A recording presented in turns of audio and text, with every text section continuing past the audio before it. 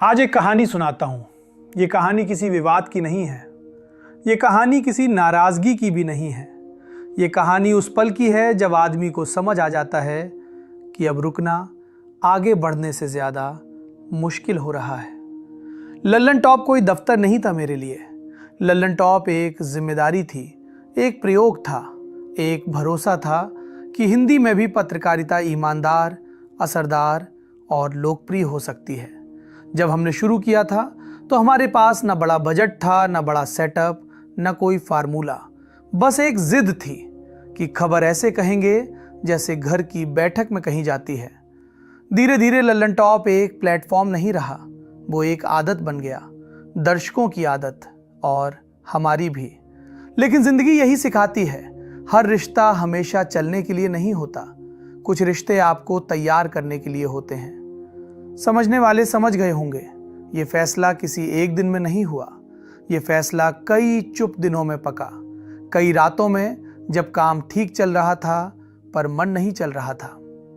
कई लोग पूछेंगे, सब ठीक था फिर छोड़ क्यों दिया? तो जवाब सीधा है, कभी कभी सब ठीक होना ही सबसे बड़ा सवाल बन जाता है। मैं ये नहीं कह रहा कि लल्लन टॉप गलत था, मैं ये भी नहीं कह रहा कि मैं सही था। मैं सिर्फ इतना कह रहा हूं कि अब मेरी यात्रा मुझे कहीं और ले जाना चाहती थी। लल्लन टॉप ने मुझे बहुत कुछ दिया, नाम दिया, पहचान दी और सबसे ज़रूरी आपका भरोसा दिया। और भरोसा ऐसा होता है जिसे छोड़ते वक्त हाथ कांपते हैं।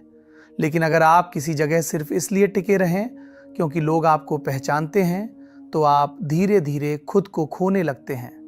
मैं खुद को नहीं खोना चाहता था। आज भी मैं वही हूं जो सवाल पूछता है, जो सत्ता से असहज रहता है, जो दर्शक को कमजोर नहीं समझता। बस मंच बदलेगा, आवाज वही रहेगी, नीयत वही रहेगी।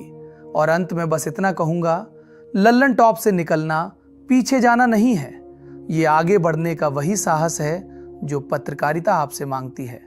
आप साथ थे, आप साथ हैं और उम्मीद है आप साथ रहेंगे। समझने वाले अब पूरी तरह समझ गए होंगे।